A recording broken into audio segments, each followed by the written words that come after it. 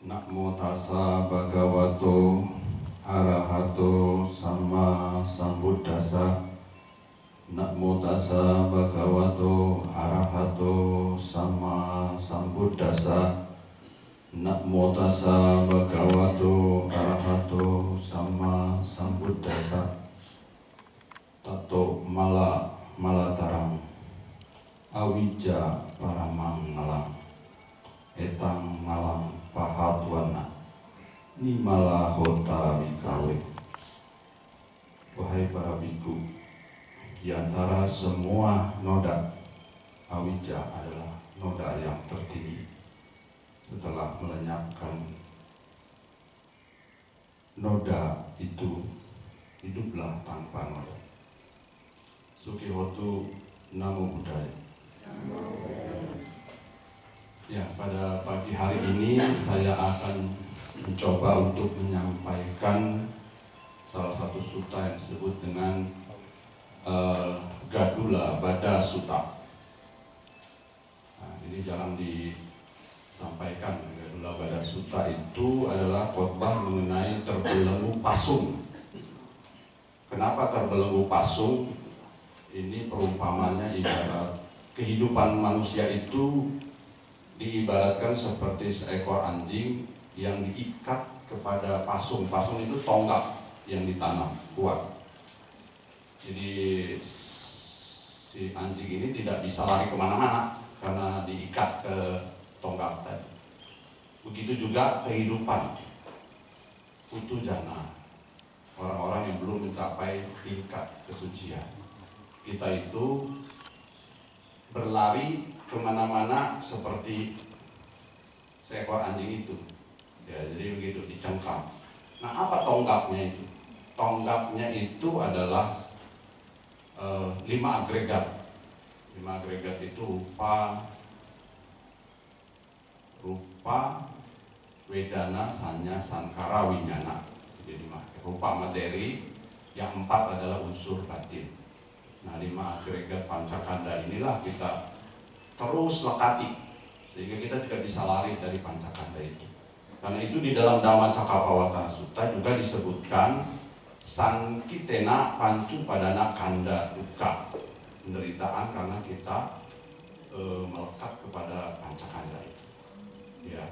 Kenapa samsara? Kita melingkar-lingkar dalam kelahiran. Sang itu dalam bahasa Pali berarti cara yang sama. Ya, syarat dari kata sarati artinya lari, berlari. Jadi berlari ke cara yang sama. Nah, pengertiannya adalah bahwa kita itu berlari di kehidupan itu kembali lagi ke situ. Jadi di dalam samsara itu. Nah, jadi Gadula Bada Sutta ini saya sampaikan nanti akan terkait dengan penjelasan saya di Dhamma Kelas mengenai Paticca Samuppada. Kenapa ini bisa berputar samsara itu? Ya, jadi saya sengaja sampaikan satu sutta yang nanti terkait. Nah, begitu ya. Jadi samsara. Nah, tadi katanya saya sudah jelaskan arti kata samsara yang berlari. Berlari kita hidup terus berlari berputar-putar seperti ini. Seperti diikat ke dalam pancakanda itu. Tidak lepas. Nah, ada 2 faktor, saudara-saudara, yang menyebabkan kita berputar. Ya, 2 faktor itu adalah awija dan tanha. Ya, awija dan tanha. Jadi kebodohan batin dan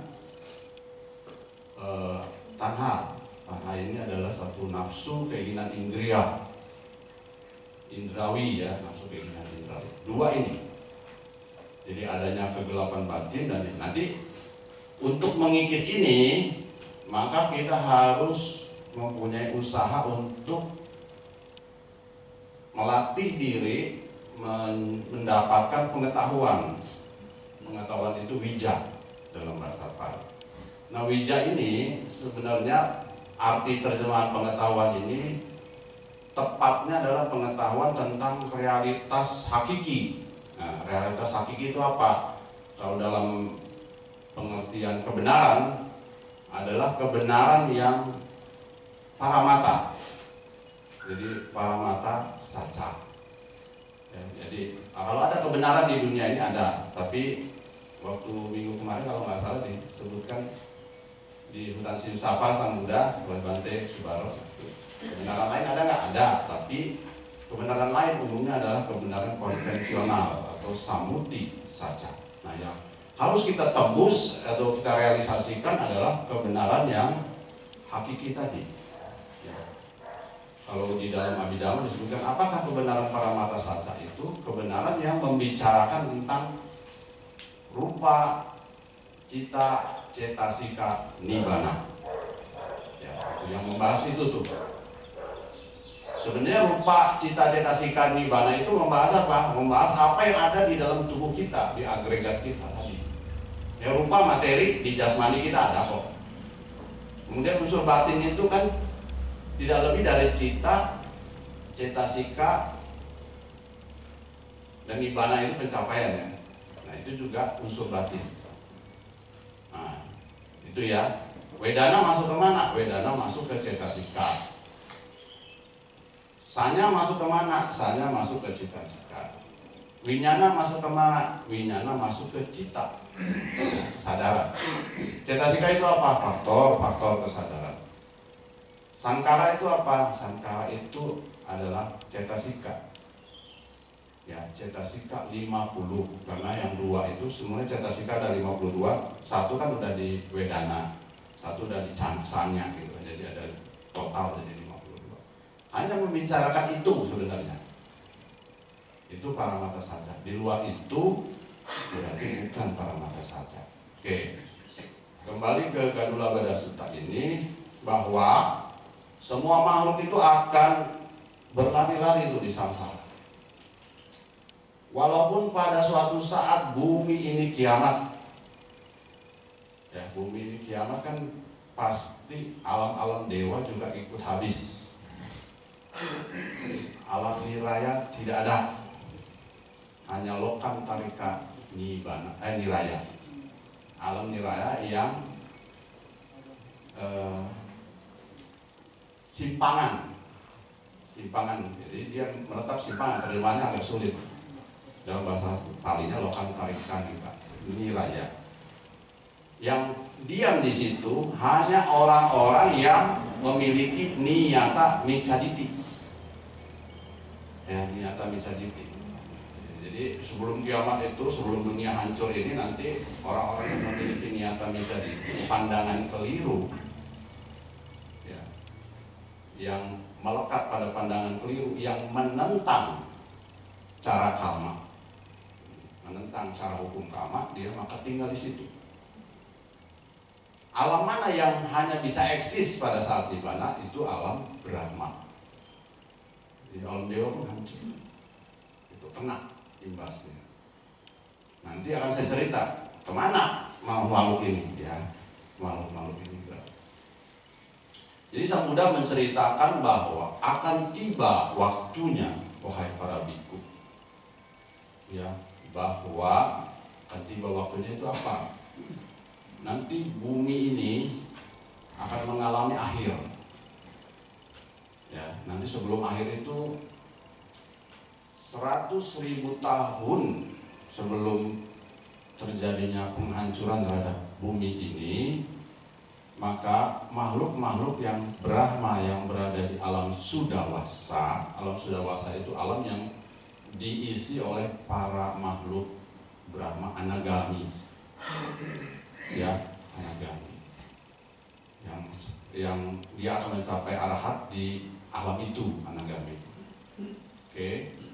Nah, dia itu meminta kepada alam dewa perwira tinggi, loka biuha namanya kalau dalam bahasa Pali, untuk menyampaikan kepada seisi makhluk yang ada di dunia ini, menyampaikan pesan. Pesannya itu apa? Pesannya bahwa bumi ini akan mengalami kehancuran, ya, akan tiba saatnya. 100.000 tahun sebelum kiamat itu terjadi kan, ya, dengan wajah yang kusut dewa itu, karena dia bumi ini kan akan hancur ya, kusut juga ya, beritanya kan bukan berita bagus ya kan, nah, berita jelek.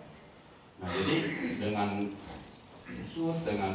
menyeka-nyeka air matanya ya, kemudian dia menyampaikan bahwa semua makhluk harus berlatih diri. Berlatih diri apa? Berlatih diri mengembangkan Brahma Wihara. Ya, jadi Brahma Wihara itu apa? Brahma Wihara itu adalah 4 kondisi kediaman luhur ya. Jadi meta itu mengembangkan cinta kasih, karuna, belas kasihan, mudita, meta, karuna, mudita itu simpati, kemudian upeka, keseimbangan bagi. 4 ini harus dikembangkan. Supaya apa? Supaya makhluk-makhluk itu nanti menjadi makhluk alam Brahma. Jadi kan selamat kalau jadi makhluk alam Brahma, betul nggak? Meninggal masuk ke alam Brahma minimal. Ya kalau masuk dari tingkat kesucian ya masuk ke ya alam Brahma mana gitu ya, tapi sudah mencapai tingkat kesucian pasti aman. Itu, nah itu pesannya. Jadi kenapa begitu? Nah, diceritakan dalam kurun waktu tertentu yang cukup lama, ya akan timbul awan raksasa, gelap pekat, ya itu awan raksasa. Akan turun hujan yang begitu banyak. Yang kita hujan sedikit aja, Jakarta langsung banjir ya, hujannya banyak, tanggung-tanggung ke bumi. Tanaman akan tumbuh karena ada hujan. Ya, sapi-sapi, ternak, hewan, binatang akan makan. Ya, tapi setelah itu maka terjadi kemarau panjang. Tidak ada hujan lagi. Ya, akibatnya apa? Manusia dan ternak, hewan mati kan? Ada nggak yang hidup? Ada. Yang di sungai kan mesti hidup. Yang di darat mati semua. Nggak ada makanan, ya kan? Mati semua. Yang ikan belum, kura-kura belum, masih hidup, masih ada itu. Nah, ini, karena makanan sudah tidak ada. Pohon-pohon matilah, tidak ada bunga, tidak ada buah. Karena itu dewa bumi pun meninggal sudah. Karena dewa bumi hidup dari bunga dan buah. Ya, sari-sari bunga dan buah. Walaupun kita nggak pernah melihat dewa bumi makan buah sama ngisep bunga, itu halus kan ya, alam halus. Makanya kenapa kalau sesajen itu bunga gitu kan? Di Bali kan bunga kan? Bukan bakpao. Bunga. Karena bunga itulah dewa bumi itu bisa menyerap sari-sari. Ya, jadi kalau kita pasang di altar ini bunga hidup, bunga plastik. Nah, berarti para dewa itu bisa jadi senang dengan bunga gitu. Ya, kenapa itu persembahan di altar kadang-kadang bunga-bunga hidup. Oke, jadi itu mati juga karena bunga kan tanaman sudah tidak ada. Muncullah matahari kedua. Nah, ada 2 matahari muncul. Nanti akan ada 7 matahari. Makanya disebut Sata Surya Suta. Nanti kalau baca di situ ada 7 perbangunan 7 matahari. Nah, matahari kedua muncul, maka sungai-sungai kecil kering. Berarti makhluk-makhluk yang ada di sungai-sungai kecil itu mati, ya. Ikan mujair, ikan lele, ya. Panas kan, kering. Nanti muncul lagi matahari ketiga. Nah, pada saat muncul matahari ketiga, maka sungai besar sudah mengering. Ya, terus. Nah, kemudian muncul matahari tadi ke berapa? Ketiga, keempat. Nah, danau-danau yang dimana sumber air itu juga akan kering. Keempat. Ya, kelima itu samudra. Samudra kan dalam banget ya. Nah, itu akan mengering. Jadi makhluk-makhluk yang ada di samudra juga akan mati. Ya, kemudian baru ke-6, matahari ke-6 muncul, itu gunung-gunung mulai terbakar. Kalau ke-7 sudah muncul matahari, maka diceritakan bahwa bahkan Gunung Sineru pun itu akan hancur lebur tanpa sisa, tanpa debu.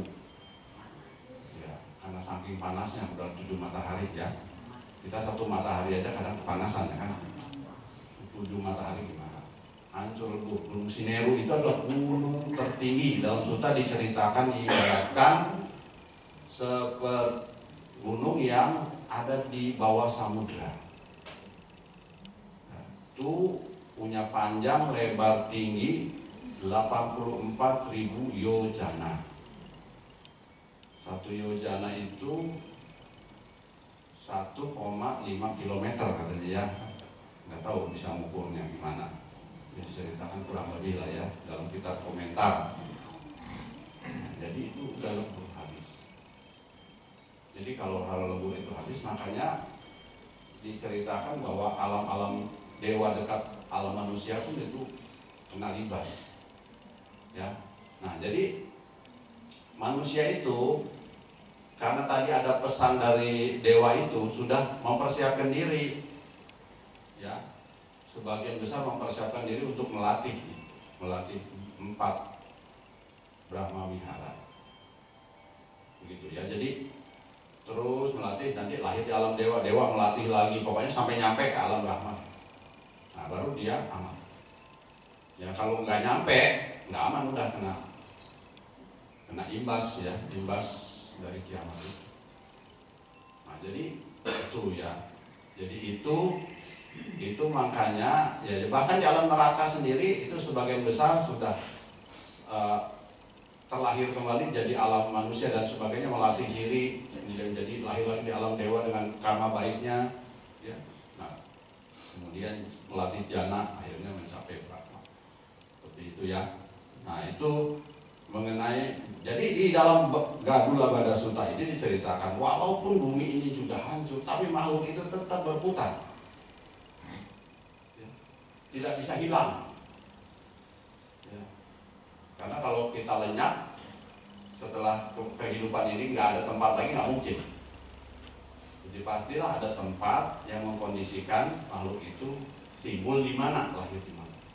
Kenapa bisa begitu? Karena masih ada kama sati. Nah, satinya bukan T1, T2, artinya potensi. Karena masih ada potensi kama. Ya, potensinya kama itu tadi. Karena disebabkan oleh awija dan tanha. Ada kemelekatan, ada bawa kan nanti di dalam Paticcasamuppada diceritakan itu. Ini mengkondisikan apa, mengkondisikan apa. Kalau mau jelas nanti ikutin Dhamma kelas ya. Saya nggak mungkin cerita nanti waktunya habis. Jadi seperti itu. Nah, jadi supaya kita bisa mencapai tujuan kita mempelajari Dhamma ini dan kita selamat, maka kita harus mengembangkan apa yang disebut dengan wija, pengetahuan. Ya. Carana itu adalah perbuatan untuk mengikis perbuatan baik. Untuk mengikis apa? Tanha. Ya, awija, wija dan carana ini dua-duanya harus dijalani. Orang nggak bisa belajar pengetahuan saja, tapi tidak berbuat kebaikan. Gitu. Jadi pengetahuan menembus realisasi kebenaran sejati itu ya, tapi berbuat kebaikan juga harus sebanyak-banyaknya. Itu namanya carana. Makanya Sang Buddha dalam perenungan Buddha Nusati kan wija carana sam, dia sempurna dalam pengetahuan dan tingkah laku kan, berbuat baik melalui pikiran, ucapan dan jasmani. Jadi gitu ya. Jadi wija. Nah, Apa contohnya Romo? Kalau misalnya orang perbuatan baik aja, nggak perlu wijak. Contoh yang nyata di dalam Sutta adalah Raja Pasenadi Kosala. Ya. Raja Pasenadi Kosala itu orang yang banyak berbuat baik kepada Sang Buddha, tapi dia tidak bisa menembus kesucian. Yang menembus kesucian salah satu raja adalah Bimbisara, ya, menjadi Sotapanna. Nah, Pasenadi Kosala itu tidak bisa. Tapi dia banyak berbuat baik, banyak perbuatan banyak dilakukan, menyokong Bhikkhu Sangha, ya, mendengarkan khotbah, ya mendengarkan, tapi dia tidak bisa meraih maga dan pala, ya, tidak bisa meraih maga dan pala, karena kurangnya parami dia untuk mengembangkan vipassana bhavana. Vipassana bhavana itu salah satu metode untuk kita memperoleh wija, pengetahuan ya, tentang hakikat kebenaran. Jadi mempraktekkan satipatthana untuk memperoleh wija. Karena untuk memperoleh wija itu kan kita harus mengembangkan kebijaksanaan. Kebijaksanaan dikembangkan harus yoniso manasikara. Nah, yoniso manasikara kan pengarahan pikiran secara bijak. Bagaimana pengarahan bijak secara bijak? Yaitu mempraktekkan vipassana, kaya nupassana, wedana nupassana, citta nupassana, dhamma nupassana.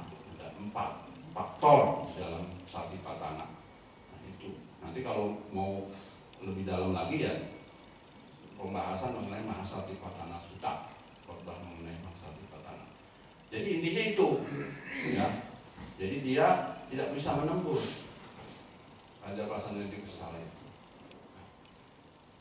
Sekarang kalau itu pengetahuan kurang, berarti kita juga ibu bapak harus meningkatkan pengetahuan ya untuk melatih wija ini, pengetahuan tentang realitas hakiki. Ya, caranya tahap awal ya kita jangan malas belajar dhamma ya, kemudian mempraktekkan, menembus, melatih. Jadi ada 3 pilar sebenarnya untuk melatih ini minimal, yaitu kita mengembangkan dana, sila, bawana ya kan, tapi sila lebih ke carana sebenarnya. Ya, bawana itu lebih ke meditasi, pengembangan mental. Gitu ya. Nah, kalau orang salah satunya kurang, itu tidak bisa mencapai magga phala. Nah, jadi kalau carananya jelek gimana? Nah, Romo, kalau carananya jelek, perbuatan orang akan terlahir di alam menderita kalau tidak banyak perbuatan baik. Betul nggak? Alam apa ya? Kemudian dia akan sulit punya kesempatan untuk bertemu dengan ajaran Buddha, karena perbuatan baiknya kurang. Kalau dia lahir, maka lahir di keluarga yang tidak memiliki pemahaman tentang ajaran Dhamma. Ya, mungkin lahirnya di negara Arab, ya, di kutub yang nggak ada wihara, nggak ada apa gitu. Nah, itu kita tidak pernah bisa punya kesempatan belajar Dhamma. Kemudian kalau dia pokoknya dia tidak bisa bertemu dengan ajaran Buddha. Nah, kalau dia ada ajaran Buddha pun dia sulit untuk bertemu. Ada saja misalnya dia sakit parah kan nggak bisa datang ke wihara, nggak bisa belajar Dhamma, nggak bisa mendengar khotbah dan sebagainya, betul nggak? Itu kan kondisi-kondisi yang tidak baik, tidak kondusif, yang dibentuk oleh perbuatan kita. Jadi kembali ke perbuatan diri kita. Jadi kita mau bertemu dengan ajaran ataupun tidak, itu tergantung kepada bagaimana kita memupuk ya praktek-praktek Dhamma yang kita lakukan sehari-hari. Jadi sehari-hari gitu ya, untuk kebaikan, cara-cara melatih sila, menjalankan sila dan seterusnya, dana dan seterusnya. Saya semua kebaikan ya. Ada, kalau kita mau bahas lebih detail ya, ada 10 cara landasan kebaikan yang disebut dasa, punya, kirya, waktu. Itu sudah dibahas ya dalam kesempatan lain. Jadi gitu. Jadi wija carana ini adalah satu kondisi yang paling mendukung kita untuk bisa tahap demi tahap kita mencapai tujuan untuk padamnya penderitaan.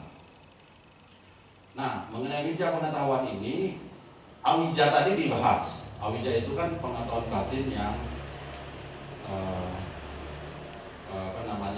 yang kegelapan batin yang tidak bisa menembus realitas hakiki kebenaran. Kebenaran kita tidak bisa tembus. Nah, awija ini adalah salah satu noda yang paling paramang itu jadi paling tinggi ya. Jadi awija paramang malam. Jadi tidak ada noda yang lebih kelam, lebih gelap daripada awija. Karena itu orang yang memiliki niyata micaditi akan lahir dalam neraka yang gelap, tidak ada cahaya. Saya lupa nama kalinya apa. Ada tuh satu neraka yang begitu gelap karena dia mengalami, bahkan kiamat pun dia tidak bisa naik. Orang-orang sudah bisa naik mengembangkan kebaikan kalam dewa, mengembangkan jana kalam Brahma, mengembangkan Brahma wihara. Orang yang punya pandangan keliru niyata micaditi itu tidak bisa punya kesempatan itu. Jadi jangan sampai kita punya pandangan keliru. Jadi pandangan keliru yang bagaimana nih Romo, yang termasuk kategori niyata micaditi. Itu yang menentang cara hukum karma yang benar itu bekerja. Apa saja? Satu, akirya wada atau akirya diti. Satu ajaran yang menekankan tidak ada akibat dari satu perbuatan. Wah, nggak ada akibat, Romo, bohong itu. Berbuat baik, berdana, menolong orang tua, mengunjungi orang-orang, menghormati orang tua itu tidak ada hasil apa-apa, tidak ada akibat. Akirya kan? Akirya. A itu tidak. Ya. Kalau si dia kan mengunjungi yang tua ya, ya kan? Berarti kita punya keyakinan tuh, mengunjungi yang tua, menghormati yang tua, kita akan dapat umur panjang kan, gitu ya. Abiwadana sirisa nicang muda pacaino cakaro dama wadanti ayuwano sukang alam, kan begitu kan ya, para biku menyampaikan. Jadi menghormati yang tua salah satunya umur kita jadi panjang tuh. Jadi ada Imlek itu ada benernya juga, mengunjungi yang tua, jangan yang tua mengunjungi yang muda. Nah, gitu. Jadi itu supaya punya kesempatan kita berbuat baik. Oke. Yang pertama tadi adalah akirya wada, akirya diti. Nah, jadi yang tidak mengajarkan tentang akibat. Nah, ini diajarkan dulu di zaman Samuda, diajarkan oleh Brahmana yang disebut dengan Purana Kasapa. Dia mengajar, pengikutnya banyak. Ya mungkin sampai sekarang pun masih ada orang yang percaya tidak ada akibat, masih ada tuh, walaupun udah berapa ribu tahun ya kan pengikutnya. Yang kedua, ahetukaditi. Ahetukaditi itu tidak ada sebab. Ajaran yang mengatakan tidak ada sebab. Semuanya ada, tinggal nasib saja. Hidup kita itu ditentukan nasib deh, nggak ada sebab. Mau kita membuat sebab apapun tidak ada manfaatnya. Itu mirip-mirip dengan akirya sebenarnya ya, tapi itu lebih ke hetunya, ahetukaditi, karena tidak ada hetu. Nah, ini diajarkan oleh Makali Gosala. Ya, di Sutta dijelaskan seperti itu. Nah, yang ketiga adalah Natikaditi. Natikaditi itu ajaran yang mengajarkan tentang setelah meninggal orang sudah nggak ada kelahiran lagi, musnah. Nah, disebut juga Ucedawada. Ucedawada itu artinya nihilisme. Jadi orang mau berbuat jahat, mau berbuat baik di kehidupan ini, ya mau mabuk-mabukan, mau koya-koya apa-apa, udah setelah mati mau kan udah nggak ada apa-apa lagi gitu kan. Ada nggak orang yang berpandangan seperti ini? Ada di zaman sekarang itu masih banyak. Nah, ketiga ajaran itu jangan sampai ada di pikiran kita. Karena kalau sampai ada di pikiran kita, pengertian kita jadi salah. Nah, disebut micaditi tadi. Tapi micaditinya niyata micaditi. Nah, jadi niyata micaditi ini termasuk pancanantarya kama. Anantarya kama, pancanantarya kama itu 5 perbuatan durhaka. Kalau ini disebut anantarya kama, artinya karma yang tidak berjeda. Tidak berjeda itu apa? Tidak ada gap, interval. Begitu meninggal langsung neraka. Ya, itu. Hati-hati. Tapi kalau bisa dirubah nggak pandangan salah itu? Pandangan salah bisa dirubah. Contohnya siapa? Contohnya adalah Angulimala. Ya, Angulimala kan diajarin sama gurunya, wah supaya dapat kesaktian, begini. Udahlah, sikat, bunuh orang, kelingkingnya digantung. Nah, ya kan kata guru Brahmananya. Nah itu kamu akan sakti, akan abadi, akan macam-macam lah ceritanya. Ya. Tapi begitu ketemu Sang Buddha, karena paraminya kuat, Sang Buddha ajarkan, kemudian pandangan salahnya berubah gitu kan. Jadi pandangan benar. Ya kan? Nah, maka Angulimala bisa bebas. Jadi kalau micaditi itu bisa sebelum sampai ajalnya, tapi kalau sudah sampai ajalnya masih mencengkram, maka langsung anantarya kama.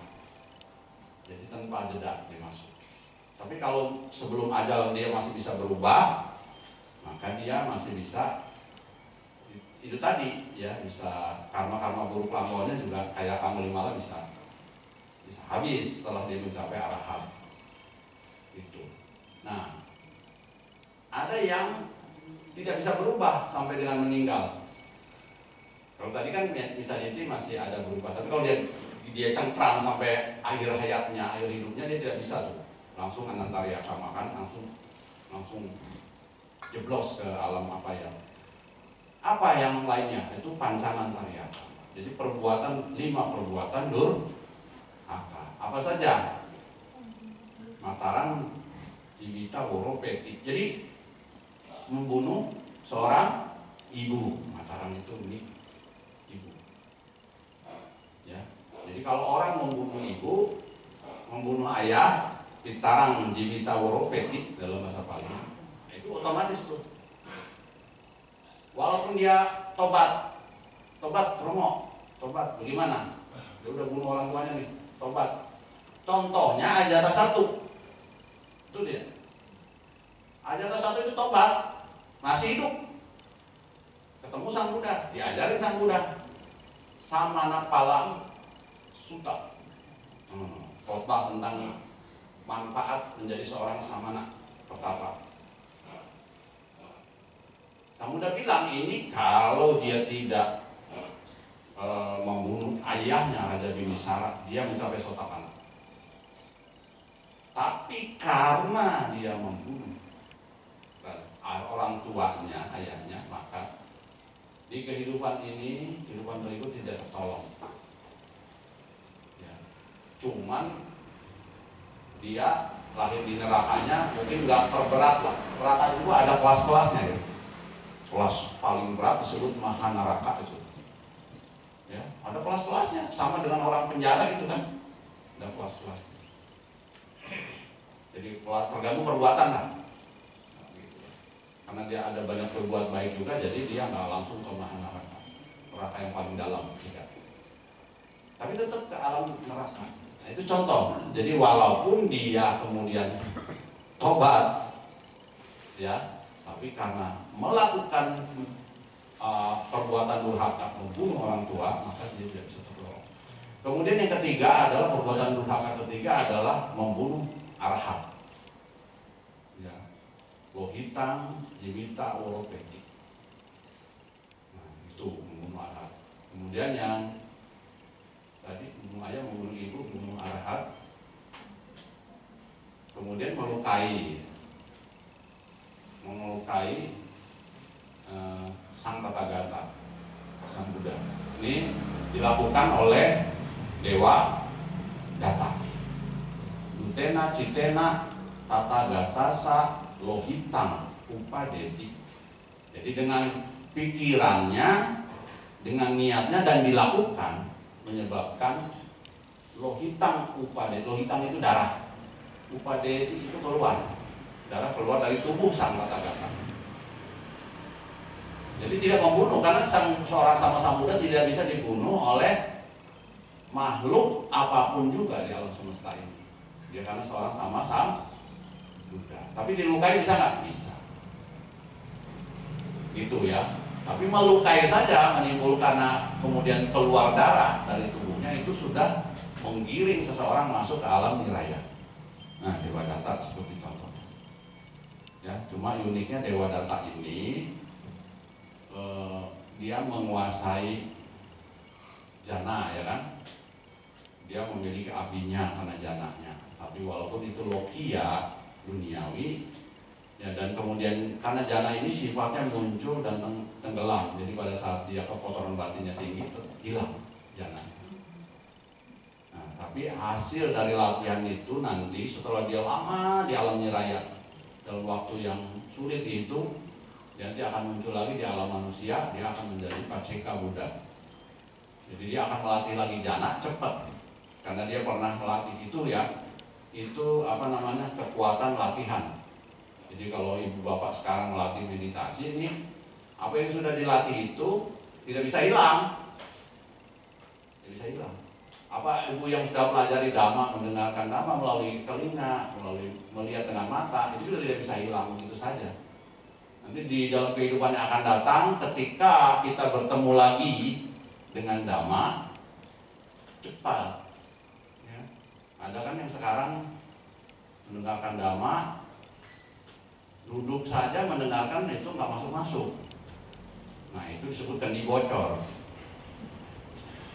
Ya, kendi bocornya sekeliling kendi bocor, jadi udah akhirnya kemana-mana diisi, bocor lagi, kering lagi, isi, kering lagi. Ya. Tapi ada juga, wah, ingat pada saat duduk, begitu jalan ke pintu wihara hilang.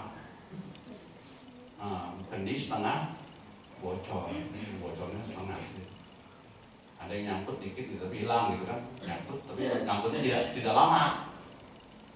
Yang bagus kan kendinya tidak bocor, gitu ya. Jadi seperti itu. Ya, jadi, nah itu hasil kendi tidak bocor. Kenapa supaya jadi tidak bocor? Hasil pemupukan berulang-ulang mendengarkan Dhamma. Jadi asewana pacayo, kondisi pengulangan. Jadi makanya belajar Dhamma tidak bisa cuma satu kali, ya. Bocornya masih di mana-mana itu. Supaya nutupin bocor ya harus berkali-kali. Kan tapi kan orang malas belajar Dhamma, benar tidak? Malas, ya. Gitu. Ya jadi kemalasan itu, cinamida itu kekotoran batin tuh, yang menghalangi kemajuan seseorang. Padahal penting kita menyempatkan waktu sejam 2 jam untuk belajar, mendalami, memahami Dhamma itu, tapi manfaatnya nanti itu tidak bisa hilang.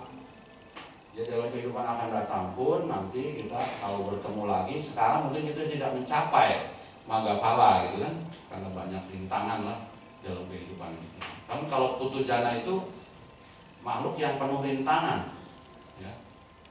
Jadi niwaranang satanang sebutnya. Ya, kita itu banyak rintangan banget. Rintangannya apa? Malas, ya kan? Rintangannya apa? Nafsu. Rintangannya apa? Kebencian. Nah, timbul kebencian, hal-hal yang tidak menyenangkan gitu. Belum lagi kegelisahan batin kita. Banyak niwarananya. Kemudian Putu Jana itu cenderung untuk memupuk kilesa. Kita kan lebih suka untuk memenuhi nafsu kesenangan indera kita ketimbang mengikis. Dan kita menyenangi untuk lahir lagi, ya kan? Kan kalau kita meninggal didoainnya semoga lahir di alam bahagia, kan didoainnya lahir lagi kan? Karena memang setiap makhluk itu menyenangi kelahiran. Nah itulah kenapa terbelenggu pasung tadi. Jadi kita berputar-putar. Gitu ya. Jadi itu kondisinya ya. Jadi bahwa setiap makhluk itu butuh jana, khususnya adalah menyenangi. Nah, nanti kalau kita mempraktekkan jalan utama beruas 8, maka kita akan mendapat tuh apa yang dinamakan wija, pengetahuan, dan carana perbuatan baik. Karena jalan utama beruas 8 ini kan pasti pikiran kita dilatih untuk mempunyai pikiran pengertian benar, ya kan? Samaditi. Kemudian kalau samaditi, dalam Samaditi Sutta disebutkan kalau pengertiannya sudah benar, nanti yang lain-lain ikut benar. Jadi mulai dari pengertian. Jadi pikirannya jadi benar sama sangkapa. Ya, bayangkan kalau pengertian kita sudah salah, maka pikiran pun ikut salah.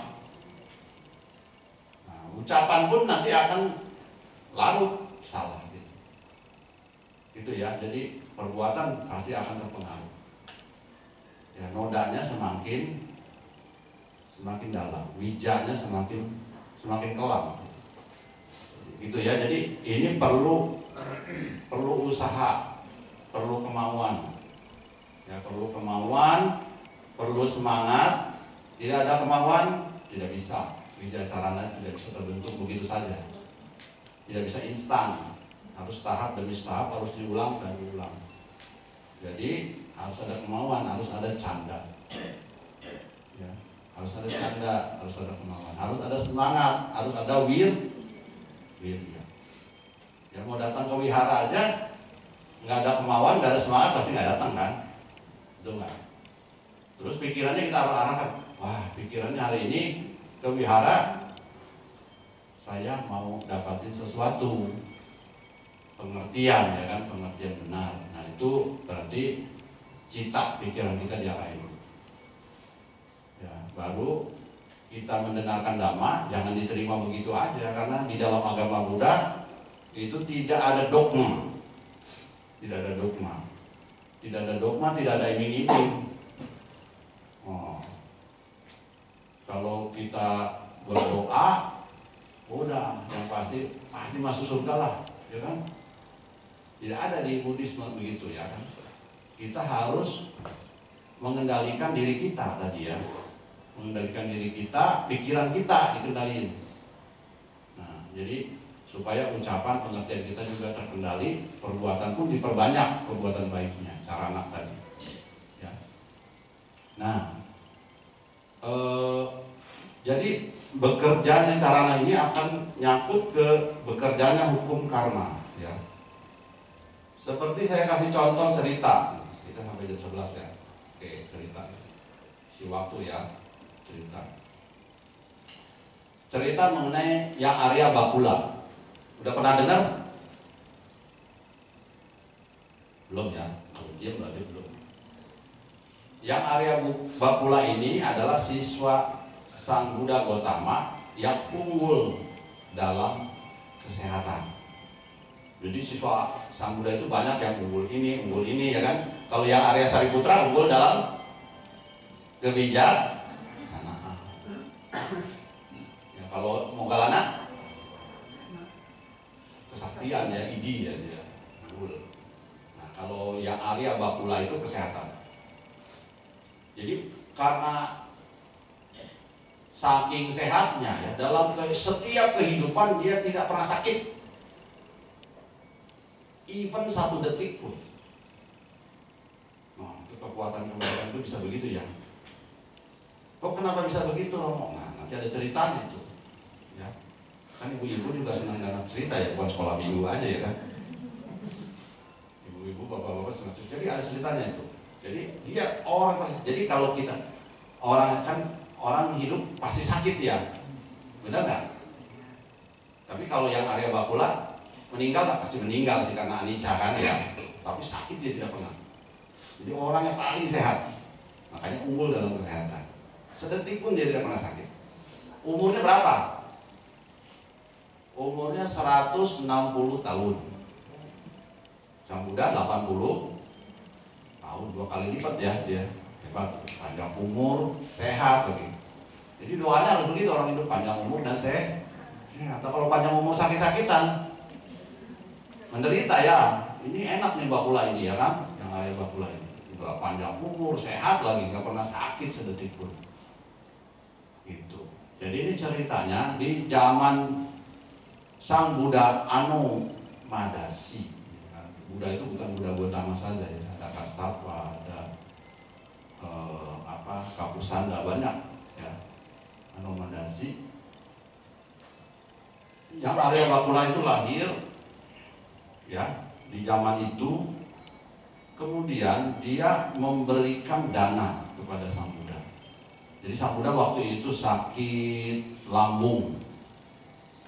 Nah, dia cari dananya itu, dia cari madu di hutan. Cari madu di hutan, ambil madu, diserahkanlah kepada yang Arya, kepada Sang Buddha Anomadasi. Ya. Nah, karena Bakula ini, yang Arya Bakula ini adalah orang yang sangat berkeyakinan terhadap ajaran dan juga menjalankan ajaran Sang Buddha dengan baik, ya, melatihnya dengan baik, ya, mencapai pengetahuan-pengetahuan gitu ya, menembus walaupun belum mencapai kesucian. Nah, kemudian dia bertekad gitu di zaman itu, pada Sang Buddha, pada saat selesai berdana dia bertekad, semoga dalam setiap kehidupan dia tidak mengalami sakit apapun sedetik pun. Nah, jadi dia beraspirasi seperti itu, ya, karena dia memenuhi syarat untuk aspirasinya. Jadi kalau aspirasi itu ada syaratnya, Ibu Bapak. Jadi Ibu Bapak ini mau beraspirasi apa? Nah, kalau nggak ada kebaikan, kan aspirasi itu menjadi nggak ada kekuatan, ya kan? Nah, karena dia beraspirasi, tetapi dia ada kekuatannya melalui apa? Karena dia berdana madu. Nah, dia ada berapa syarat? 4 syarat kalau nggak salah. Itu satu syaratnya adalah kalau aspirasi itu mau dipenuhi adalah syaratnya kita harus menjadi orang baik. Ya, orang baik itu artinya orang yang memiliki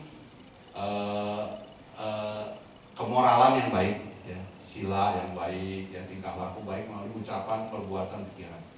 Selalu kita berupaya untuk menjadi baik. Itu orang baik, orang bijaksana. Kedua, dia berdana kepada yang tertinggi, ya kan? Seorang sama Sang Buddha. Jadi berdana kepada orang baik juga. Kemudian cara berdananya didapatkan dengan cara yang baik, yaitu mengambil dari madu dari hutan dengan usaha keras lah, ya, berjuang di hutan kan bukan main sulit untuk mencari madu gitu kan, ya, sebagai obat, berjuang keras dia untuk mendapatkan itu. Nah, berarti diperoleh dengan cara baik. Tapi kalau kita berdana diperoleh dengan cara yang tidak baik, kan itu tidak memenuhi syarat, ya, gitu. Jadi dan waktu yang tepat, waktu yang dibutuhkan, karena dia sakit. Ya kan, karena Sang Buddha Anomadasi itu sakit lambung, tepat ya waktu yang dia ngasih untuk. Nah, itu jadi beberapa syarat itu dipenuhi.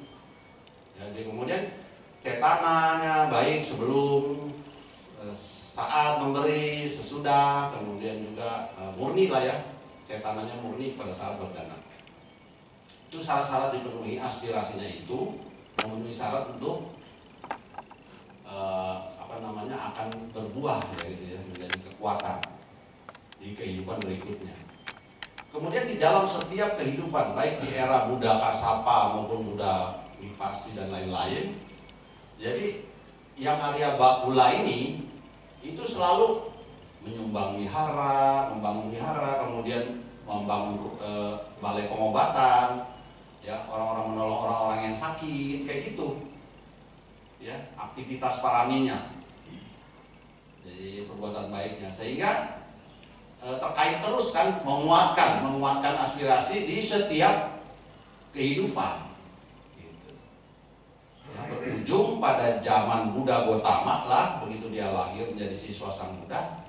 Nah, dia kan jadi manusia yang tidak pernah sakit sedetik pun, ya, sampai usia 160 tahun. Gitu ya, jadi itu kekuatan. Dia bahkan pada saat kecil dia pernah tergelincir di sungai, dia dimakan sama ikan raksasa, itu kan gede, ya bahkan bisa ikan apa yang bisa makan orok ya. Bayi bingung juga. Di cerita Sutta itu seperti itu, dimakan. Ya, dimakan oleh ikan pun, ya kemudian di beberapa hari gitu kan. Dan di ikan itu dapat dibeli sama si bendahara satu kota di India. Ketika dibelek perut ikan itu, nah yang area bakul bayi yang area bakula itu ada di situ, sehat. Ya. Nah makanya dia diangkat anak. Nah orang tuanya kan nyari-nyari dia kan, begitu ada berita di sana ini oleh bendahara, wah ini diaku nih. Terjadilah konflik antara orang tua ini ngaku anak, ini sudah diangkat anak ya kan. Makanya disebut bakula, dua keluarga, itu dua pula keluarga. Makanya namanya itu bakula, itu tidak diakui oleh dua keluarga. Itu ceritanya yang area bakula. Jadi saudara sedama, jadi kalau kita mau beraspirasi itu boleh, dan itu aspirasi itu menguatkan kita kalau syarat-syaratnya memenuhi. Jadi kita harus syarat memenuhi bagaimana? Kita harus jadi orang baik, harus ketemu orang yang baik gitu. Kita supaya kita bisa berbuat baik kepada orang ini. Ya, ladang subur lah ya. Terus pikiran kita juga saat melakukan perbuatan baik harus murni. Cara-cara kita mendapatkan sesuatu yang bisa kita berikan juga dengan cara-cara yang baik. Jadi semuanya serba murni, maka aspirasi apapun akan dipenuhi. Nah, sebagai contoh lagi ada dua orang pertapa di zaman Sang Buddha itu beraspirasi. Satu pertapa beraspirasi, saya ingin langsung menjadi seorang arahat. Nah, satu lagi beraspirasi, saya mau jadi dewa dulu, setelah jadi dewa baru jadi arahat. Ya, ada tiga manusia, jadi dewa, jadi arahat. Nah, sesuai dengan aspirasinya ya, dan syarat-syaratnya dipenuhi, maka yang satu akan mendapatkan kondisi yang sesuai dengan aspirasinya. Nah, jadi ibu-ibu bapak ini bisa beraspirasi sebenarnya, ya, benar nggak? Kalau nggak punya aspirasi nanti meninggalnya mau kemana? Benar nggak? Ya siapa tahu syarat-syaratnya mau memenuhi kan? Syarat-syaratnya memenuhi. Jadi itu bisa beraspirasi, ya bisa beraspirasinya. Tidak pernah sakit seperti yang Arya Bakula, ya mungkin saja kalau syaratnya dipenuhi bisa. Kemudian mungkin nanti beraspirasi untuk berlindung pada tiratana misalnya di kehidupan berikutnya ya kan, bisa ketemu orang-orang suci, bisa menanam kebajikan, mendengarkan dhamma, mempraktekkan, mengikis kotoran batin, itu kan aspirasi juga. Nanti ketemu tuh orang suci gitu kan.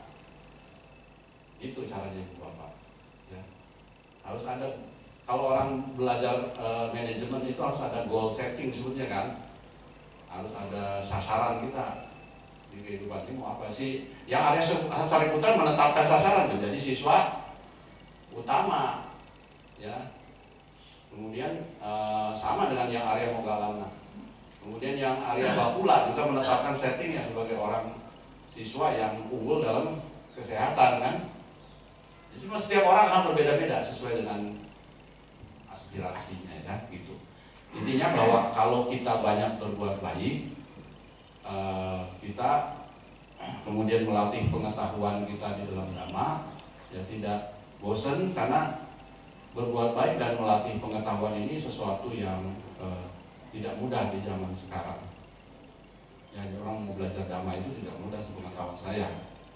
Ya, kalau kita mendengarkan dhamma yang misalnya wahara dhamma, itu dhamma yang populer banyak.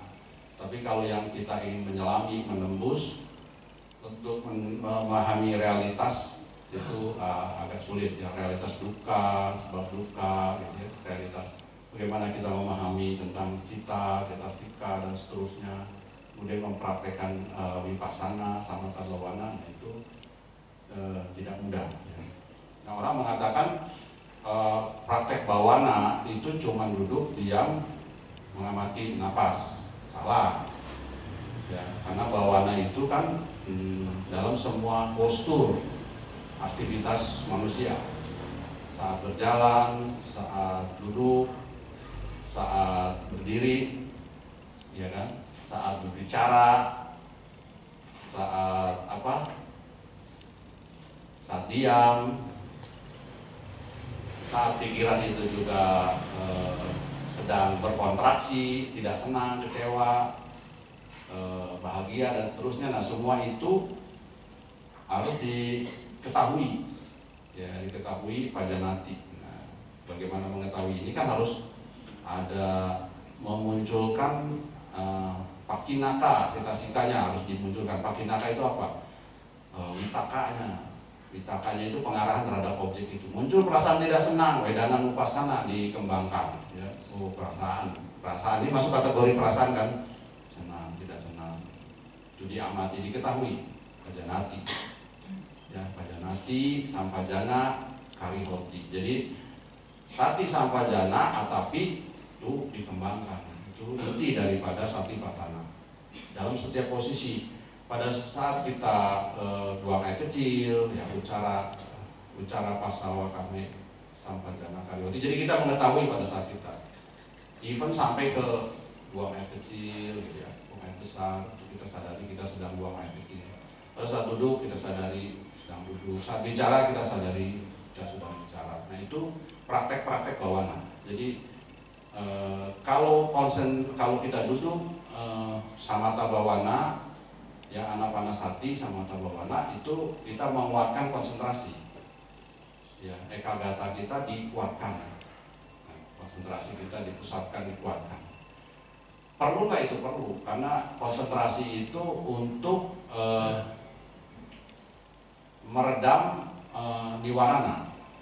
Ya, meredam niwarana. Jadi kalau niwarananya terlalu banyak di pikiran kita sulit berfokus, konsentrasi. Ya, jadi misalnya nafsu kita terlalu tinggi, kemarahan kita terlalu tinggi, kegelisahan kita terlalu tinggi, udaca kita, kukuca gitu ya, khawatir terlalu tinggi. Nah, itu pikiran itu goncang, bergolak.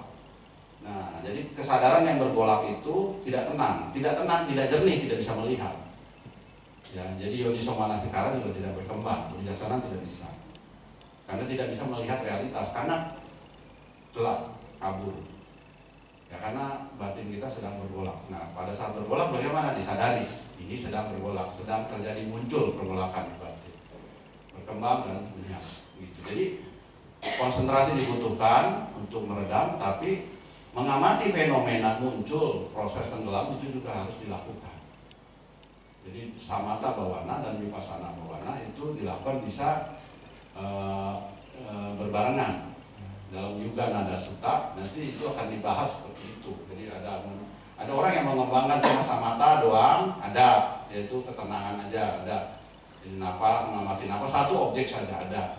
Nanti kalau itu dikembangkan, kalau dilatih dengan benar, maka akan timbul jana. Nah, jana itu nanti dia lahir ke alam Brahma, tapi tidak bisa menembus realitas, sehingga Maggapala tidak bisa mencapai kesucian. Nah, untuk mencapai kesucian maka harus dikembangkan dua-duanya, jadi sama samadhi dan sama sati. Gitu. Jadi vipassana dan samatha bhavana itu harus dikembangkan dua-duanya. Untuk vipassana tujuannya adalah sebagai pedang untuk mengikis kekotoran batin. Ya, jadi begitu caranya. Jadi dua-duanya dibutuhkan. Jadi tidak bisa salah satu kita jadi makhluk Brahma saja. Ya, tadi selamat kiamat selamat. Kalau udah jadi makhluk Brahma kan umurnya kapa, ya hitungannya kapa kan, ada setengah kapa, ada satu kapa, ada sekian kapa, ada 84 kapa, dan sebagainya. Satu kapa itu adalah satu umur bumi ini tercipta dan lenyap.